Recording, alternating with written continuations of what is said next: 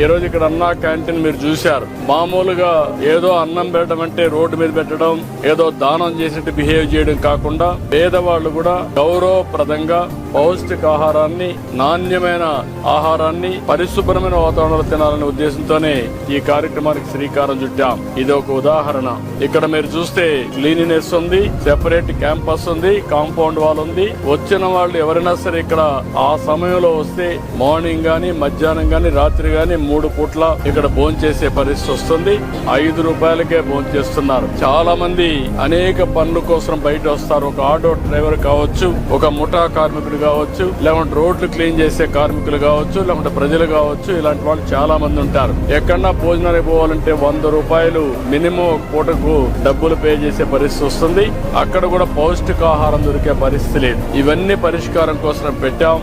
ఈ రోజు ఇక్కడ అన్నా క్యాంటీన్ మీరు చూశారు. మామూలుగా ఏదో అన్నం పెట్టడం అంటే రోడ్డు మీద పెట్టడం, ఏదో దానం చేసినట్టు బిహేవ్ చేయడం కాకుండా పేదవాళ్లు కూడా గౌరవప్రదంగా పౌష్టికాహారాన్ని, నాణ్యమైన ఆహారాన్ని పరిశుభ్రమైన వాతావరణంలో తినాలనే ఉద్దేశంతోనే ఈ కార్యక్రమానికి శ్రీకారం చుట్టాం. ఇది ఒక ఉదాహరణ.